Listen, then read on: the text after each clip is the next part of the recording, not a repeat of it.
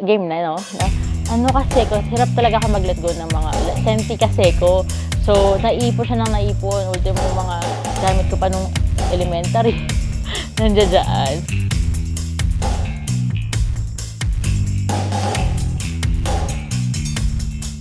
Kailangan daw may ganitong video. Ang gulo. Sorry. Walang direction. So, hindi marunong mag-manage ng time. Saka, nagpupuyat for the wrong person. Diba? For the wrong reason.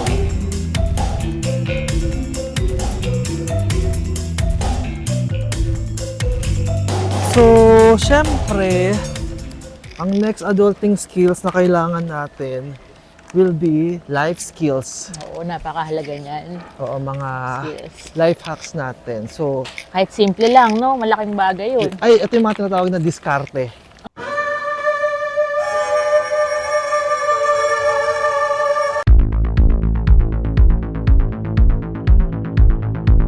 Ready ka na ba for matured roles?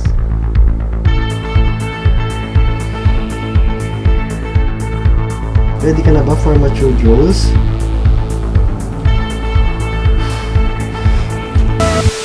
This program, podcast, channel, account, vlog reimagines adult and matured ways on how to nurture, ignite, and build your passion. The Passion Show. Pero dati talaga grabe. Even, alam mo yung mga, tawag dito, ID. Hindi ko magagamit yun eh. Nakatago sa akin yun, grabe. Yung ayokong ipagalaw yung mga kalat ko kasi natatandaan ko nasan yun. So, naiinis talaga ako pag Gumalaw. pag may gumalaw, alam mo yung kinalat ko ngayon kasi nga natatanda ko siya kasi may ano ako eh. Ano ba tawag nun? Pornographic. Photographic. Photographic memory tayo. So, ayun. So, yes, pag-usapan natin. Tama. Ano nga ba yung simpleng diskarte na makakatulong sa atin? 2024. Okay. So, ano nga ba yung mga yun? Parang, ano nga ba? Oh. First time mo rin titikman First time yan. ko titikman to, galing tong Dubai, sa Middle East flavor, masala mash. Ay, baka naman. Let's talk about life skills, di ba? Mm-mm. So, una siguro na discarding dapat malaman as adult for this 2024 is time management. So, ikaw, paano ka ba nagmamanage ng time, Rhea? Napakahirap na. Sobrang hirap. Parang kulang nga yung 24 hours, Oo. di ba?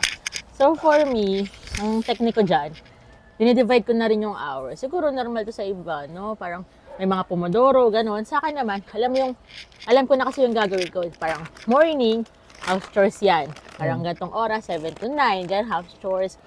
And then, 9 to 10, may uupuan na ako na task niyan. Hati. Para hindi rin siya nakaka-overwhelm. Diba usually sa work, 8 to 5 yun at yun yung gagawin mo. Sa akin, hinahati ko para, alam mo, in 4 hours, tapos mo yung gantong task. Yung completion ba?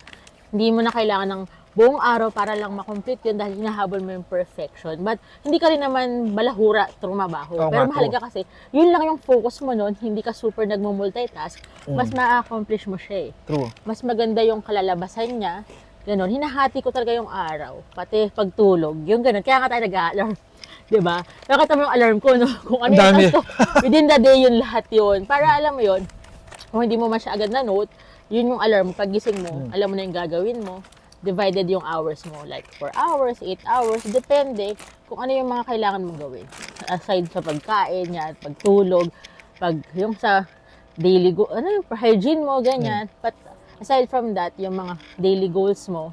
Kasi di ba para naman mabuo mo yung New Year's resolution mo. Daily yan eh. Daily mong tututukan yan. So ayun, ikaw.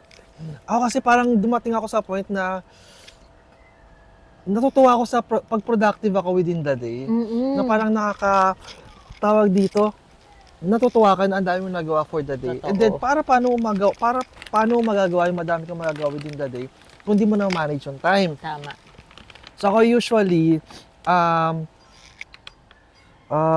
actually ako usually, parang, usually nga, usually. yun nga, gusto ko, plan ahead talaga siya.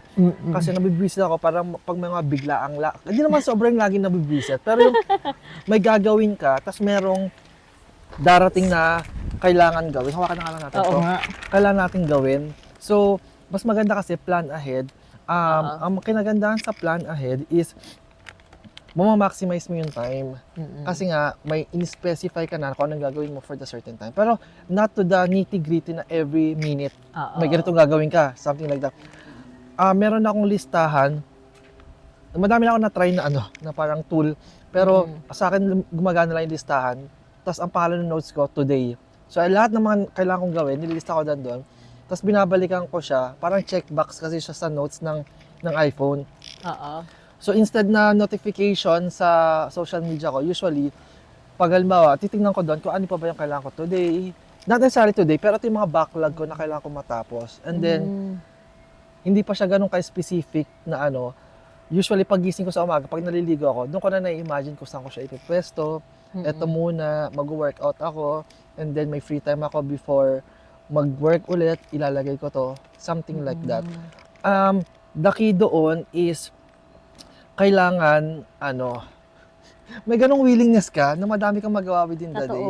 Kasi feeling ko, nasasayangan ako sa wasted time, di ba? Kasi nga, hindi mo na mababalik yung time. Pero, i-spend mo siya wisely. It's okay naman na mag-binge watch ka if it's that your way to for recreation or something like that. So, ang advice ko is always have a plan para meron ka ng gagawin doon sa specific time na yun. Hindi ka minsan kasi ang matagal yung decision making eh. Ano lang gagawin ko ngayon? Diba? Anong next kong gagawin? Pero kung nalista mo na siya ahead, dire-diretso na lang siya. Tsaka like me, di ba, ang love language ko nga is time. So talagang nakaschedule ako eh. May task ako gato. Kaya pag pinaglaan na kita ng time, wag mong sasayangin. Busy talaga ako. Oo, as in, doon talaga ako matitrigger. Kasi for example, in the morning, naka-task ako ng chores. Tapos, within the day, ganyan, nakasulat. Pero pag sinabihan mo ka ng Ate Rhea, pwede ka ba neto, ganyan, Rhea, may lakad ka. Isisingit ko yan. Kahit saan dyan, ako yung mag-a-adjust ng oras. For example, may task ako ng 4 hours. Gagawin ko lang siya, i-adjust ko siya for you. Pag kinancel mo talaga ako, nakakasira ka ng schedule. So, yun, pagka alam mo yung tao, mahalaga talaga yung oras, hindi mo talaga siya mababalik. Like what Marvin said, kumbaga, nagpapahalaga kami sa oras. Gusto namin din kasi, yun din yung ma-reciprocate sa amin ng mga tao, ganyan. Like, we value our time, kaya nakaplano kami. Nakaplano siya, ako may schedule ako. Pero hindi naman kami focus kasi like, nag-binge watching nga siya ng shows. Yun yung kasi ayoko din na hindi productive. Parang siyang nakaka-guilty na hindi naman. Kasi alam mo naman na, kaya ko maging productive in 4 hours eh. Tapos within the day, kaya ko na mag-relax. Yes. So yung ganun, alam ko siya, kaya pwede ako magpasok ng ibang task, ibang lakad, ibang ganap, ako pa yung magyayaya minsan. Pero productive dapat ako nung araw na yon. Kasi mas parang nakakalungkot talaga or magkakasakit ka pag wala kang production eh. Kaya ang maganda talaga na may something passive ka na nag-build ng wealth mo habang nagmamanage ka ng time. So, ano ba? Ayun yung sinasabi ko. Yung plan ahead naman is not necessarily always Parang it should be a balance of something. May mga time kasi for example sa travel, lately nagugustuhan ko na sinusurprise ko yung sarili ko. Hindi lahat sobrang planado. Pero nagiging syempre spontaneous. Yes, nagiging spontaneous. Hindi naman, pero syempre ipaplano mo yung date, kailangan ko pupunta, ano yung hotel, etc. Pero hindi sobrang into super details kasi minsan nakaka-frustrate na ganito yung na-expect mo, hindi naman pala nangyari. So, let life surprise you. So, it should be a balance of spontaneity saka routine. Yung parang planning, plan task. So, yun. So, syempre, maliban dyan, kailangan din mga cooking skills. Mga kailangan marunong sa bahay. Nakakatipid ka talaga dyan. Sige, ikaw, ano bang mo? Sa akin talaga, marunong ako magluto. Pero since magagaling magluto yung mga kasama ko sa bahay, hinahayaan ko sa kanila. Maximize their potential. Pero, dinamay namin, maximize mga chef eh. So, ang gagawin ko, mas kami, pag nag-grocery or namimili, usually talaga, gusto namin sa palengke. Ayan, marunong. Dapat talaga kahit basic, prito ng itlog or whatever, marunong ka magsaing.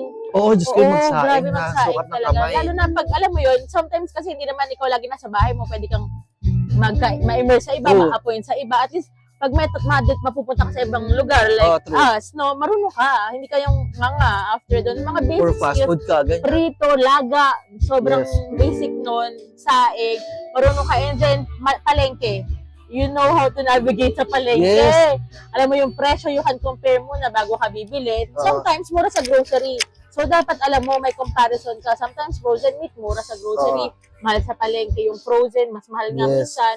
Alam mo yung options mo. Kasi dun ka, aside na makakatipid ka na, efficient yung pamamalengke mo, makikita mo kung fresh ba to, Fresh ba or siya? worth it Oo. ba yung price na to, or baka sobrang hype na inflation yung hindi na siya yung price talaga. Lagi na lang ni-reason out inflation, pero nag-overprice na pala sila. Yung ganon, aware ka din. Saka basic skills talaga yung cooking. Mapalalaki, mapababae. Kung ayaw mo, okay lang. Pero kami, life hack namin yun eh. Life hack talaga. Lalo na pag napunta ka sa ibang lugar, ibang bansa. Ay, ang sarap kayang makiluto-luto doon. Kakain ka sa labas. But at the end of the day, yung kahit nagutom ka na sarado na yung mga tindahan, marunong ka eh. Yun ikaw. Siguro ako naman, since I'm into health and fitness, Oh. yun, maganda talaga yung marunong ka sa pagluluto. And you can control kasi kung ano yung dapat mong lutuin. Hindi naman ako umabot sa meal planning kasi yung meal planning is more on 7 days ahead. Ilalagay mo na. Medyo hindi siya applicable sa setup sa bahay kasi maumay sila nanay na for 7 days ganito yung pagkain. Ganun kasi yung meal planning eh. Para applicable siya kapag bachelor ka na mag-isa sa bahay. Ganun. Pero ang I would suggest kasi as part of pagiging adult is yung marunong ka, parang marunong ka mag-gisa. At least marunong ka mag-gisa ng sibuyas, Magsangkot bawang. siya. Alam ba nila yung sangkot siya? Yun, oo. Kailangan marunong ka magluto ng mechado na walang tomato sauce. Oh, taas na level. Yun, ako thankful kasi lumaki ako dun sa nanay at tatay ko na marunong at magaling. Masarap magluto talaga. And later on kasi we're going to discuss health and wellness. Iba pa rin kasi yung home-cooked meals over fast food, over instant foods yung na puro preservatives. microwavable na, no? So, and at the same time, kung iisipin nyo, yes, mura nga yung mga instant foods and everything, pero in the long term, yung health niya is parang grabe, di ba? So, parang I would iba pa rin pati yung sarap kapag home-cooked meals, na alam mo yung parang cook with love, di ba? Parang pinag-effortan, kaysa yung parang microwave mo lang, ganyan, nilagyan mo, just add hot water. So, ayun ang masasuggest ko sa sa cook, kailangan talaga marunong ka magluto. And add ko lang din doon kay Rhea, di ba sa pamamalengke, sa pag-grocery rin, dapat nga wais ka to know kung ano yung mga sulit. Usually, you can compute yung grams per price or otherwise. Kung parang mas maraming grams per peso, ibig sabihin mas sulit yon. Or kapag may mga sale, ganyan. Buy one, take one. Buy one, take one, ganyan. Pero maging conscious kayo sa buy one, take one. Kasi minsan, yun din yung price. oo, twice mga lang. clearance. Oo. Clearance sale. Correct. Mga clearance sale, yung mga expire na in ganyan. Pero, dapat, conscious din kayo sa mga expiration nun. Kasi mamaya, nag-hoarding kayo ng sandamakmak na mura. Tapos, expire lang na sa buka. inyo. Diba? So, it breaks the purpose. So, yung mga yan, sa pamamalengke, si nanay rin laki sa pamamalengke. So, agree talaga ako dyan na iba yung fresh na isda kaysa yung frozen na isda sa grocery. Sorry, hindi ako nag-aano, pero mas prefer ko rin talaga yung palengke kung may option ng palengke over frozen meat. Sabi kasi nilala ko araw-araw, Ay! naglala ko ng isda. Kaya araw-araw halos isda minsan kami. merong owner naman, pero may malapit rin kasing palengke. So kung magkakaroon kayo ng bahay, think of na hanapin nyo agad kung saan yung palengke. Tayo, laki tayo sa may palengke. Oo, talipapa. Oh my God. Sa Mandaluyong. Na umaga pa Gitna lang. ng bahay natin yun eh. Yes, yun. So iba talaga kapag fresh yung food. So yun. Tapos pag nag-isuki ka pa, may mga freebie. Oo, kapag dagdagan mo na, konti namang kurot dyan sa May ka extra tocino, extra longganisa. Yes. So, syempre, susunod na mga next discarte natin is home and car maintenance. So, hindi naman necessarily pang mayaman na may car. So, let's probably discuss sa home na lang. Sa home, sa bahay, napakasimple. Bago pa tuluyang masira, ayusin na. Like for example, nakita mo yung gripo, may leak na siya. Huwag nyo lang patagalin na isang buwan o dalawang buwan. Hindi mo lang, oo, lumalala siya. Tapos, mas mahal na yung pagpapaayos or nagmahal na rin yung water bill nyo. Kasi before, kasi umaabot yung bill namin 1,600. Oh my God, tubig? Oo, tubig. So sabi ako dito, may swimming pool ba tayo? Kasi monthly yun. lagi ko ininsist na ipaayos na nga rin. Eh, ang kaba kasi nila, nasa ilalim na yung tubo. Yun mahirap talagang na pinakalik. So, magbabakbak. So, si daddy, since si daddy magaling sa mga ganyan, ang ginawa niya, pina-disconnect niya, hindi naman yung ilalim, pinaibabaw niya yung pipe. Isipin mo, from 1.6 ang tubig namin nasa 200 to 400. Ganun naman talaga. Eh kasi, sa garahe, makikita mo may tubig. So, hahanapin mo na lang yung tulo. So, wag mo na siyang papalalain kasi ang laki ng savings talaga. Isipin mo, 1.6 to 200. Diba? So, kaya bago pa talaga siya lumala, i-fix mo na tulo ng bubong. Kasi kahit tulo lang yan, ano yan, kalawang. True. Hindi mo mamalayan, gagapang na rin yan sa bahay nyo, ganyan. Electricity din. Kunyari, isa non-functioning or delikado pa yung mga yun, kaysa magkasunog, ayos na kasi mas lalaki yung damage. Pag hindi mo finix agad, parang humuhugot naman ako. Parang relationship na yan. Hugot na yan. Ikaw, ano ba? Wait lang. Sa akin naman, kasi di nyo may itatanong, license ECE ako. Charot. Pero di na applicable yun. Kasi di ko naman napapractice. So, familiar ako sa basic ng electricity. Pero I think, sobrang basic lang naman, no? Kahit i-YouTube nyo, na pag nabasa ng tubig ang outlet nyo, mag-ground ka. Mga ganong basic, na kailangan pinapatay nyo yung circuit breaker whenever may gagalawin ka. Kasi for the safety reason na baka may dumadaloy na kuryente dyan. Kahit sabihin mong hahawak ka sa may insulation niya, i-turn off nyo pa rin. Yung mga basic na ganon, na dapat alam naman natin na yung dalawang wire ng kuryente, hindi yan pwede magdikit kasi magsa-short circuit yon.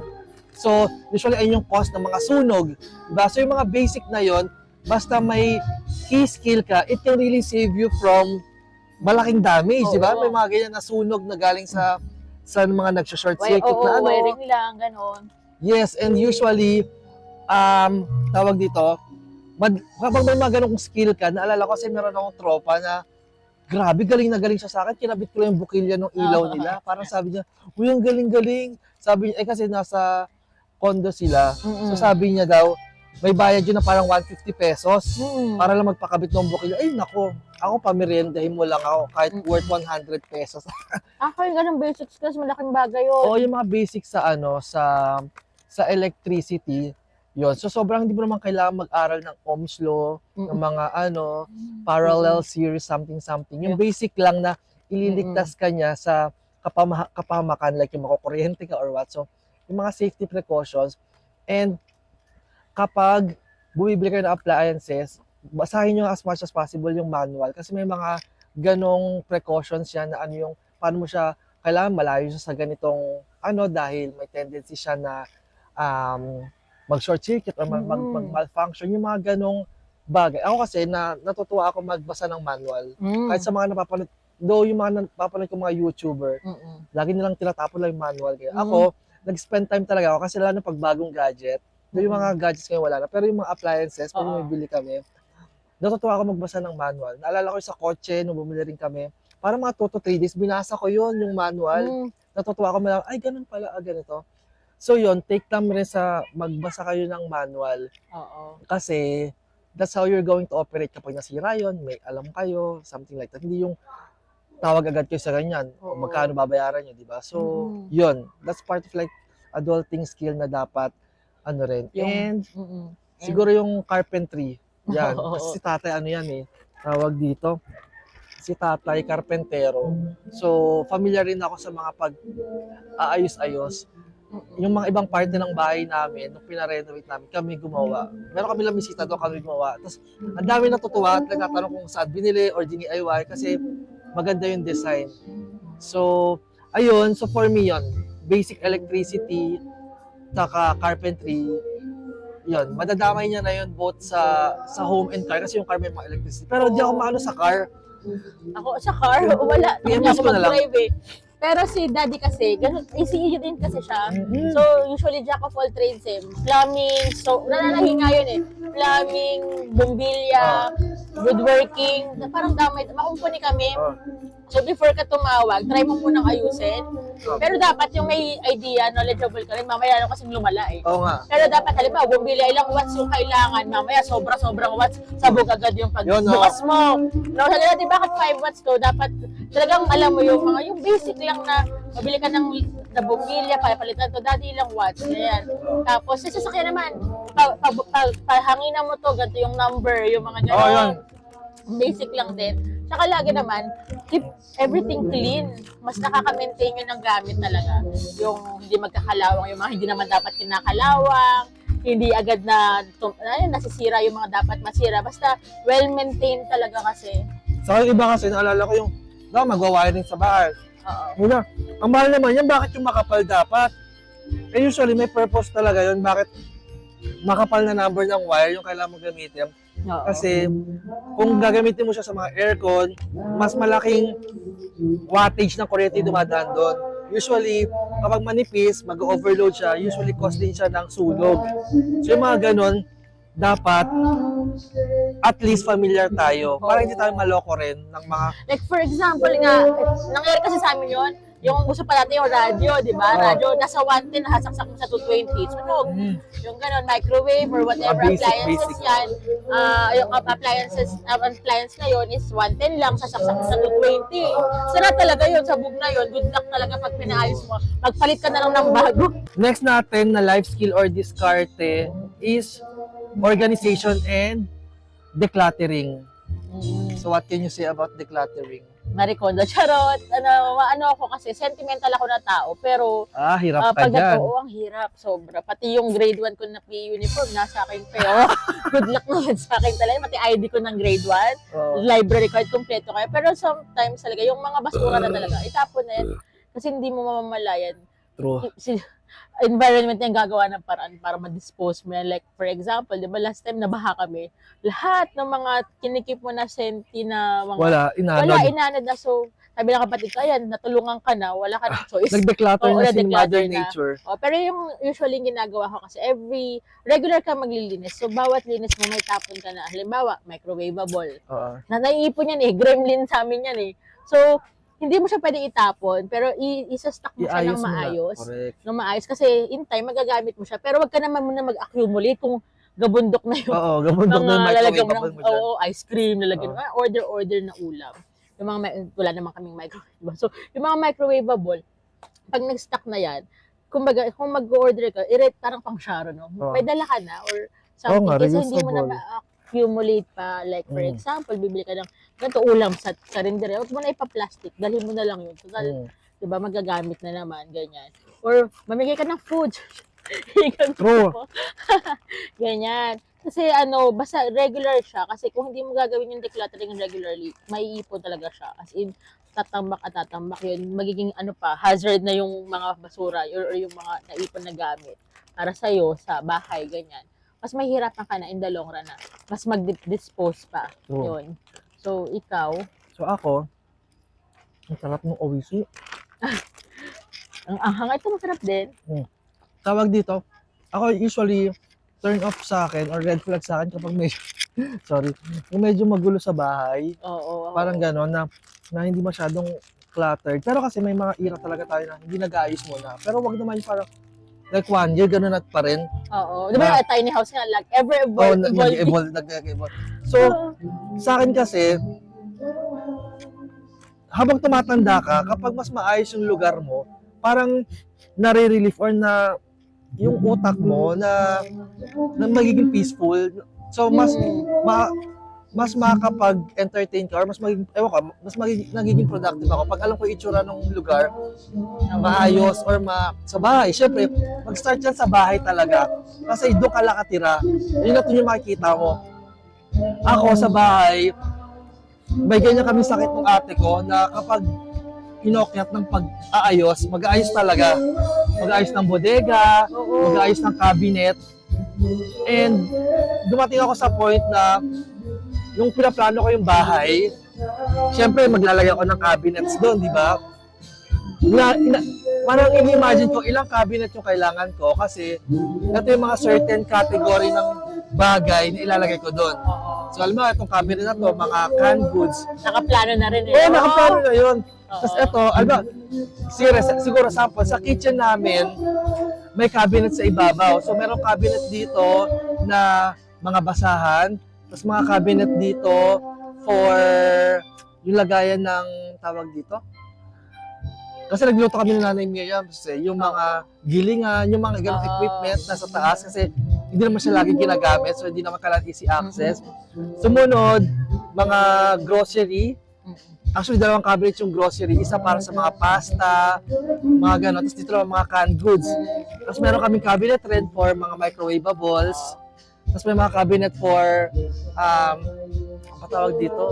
Yung mga pitchel na kapag may bisita, Ilalabas mo. kasi hindi naman lang, yun. So may ganon. Tapos sa baba, ganon din. Nakasegregate yung kutsara, nakasegregate yung mga sandok, nakasegregate yung sa baso, may basurahan, may lagayan ng bigas. So yun, nakaplano yun. Kasi nga, after naming, alam ba, nagawa na yun, magiging routinary na yun eh. Alam ko na kung saan ko ilalagay. Pag may binili akong grocery, alam ko ilalagay. So hindi lang parang, pag grocery, tambak. Kaya pagalitan ko kami si tatay, but in a nice way, na ako na lang maglalagay dyan. Ako na bahala dyan. Kasi minsan pinapagalitan nila ako, at tagal ko kasi mag-ayos. Yun. Kasi time saving talaga yun. Pag nakapag-declutter. Ako talaga, pag naglinis ako ng asin, ano mo talaga yung sobrang linis. Tapon lahat. Talagang bahala ka din na tapon mga...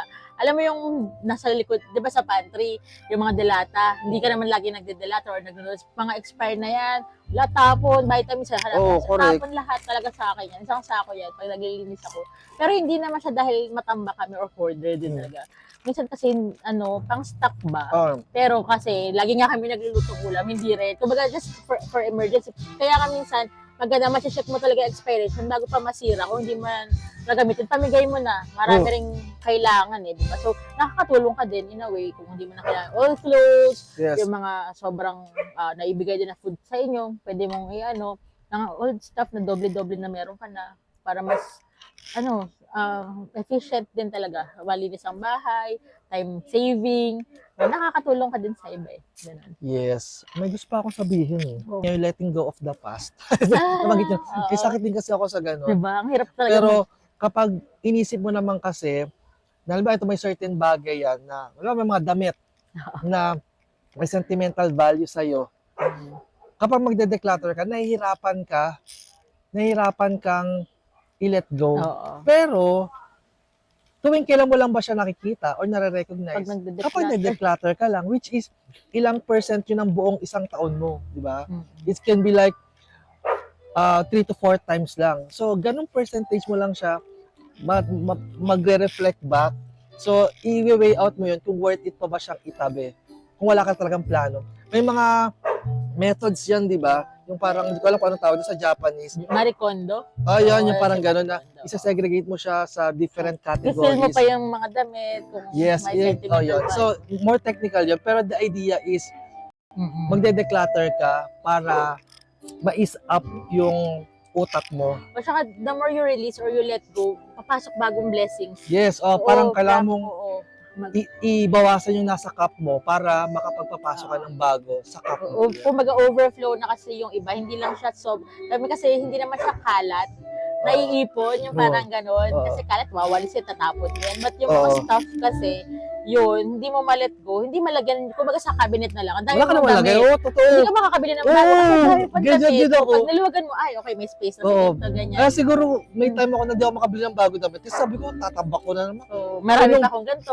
So nung nag-declutter ako, ay, okay pala. Wala na ako, Zalora, baka naman. Diba, about time na daw pala, kaya ka nag-declutter, may papalit na pala. Baka naman talaga. So, yun.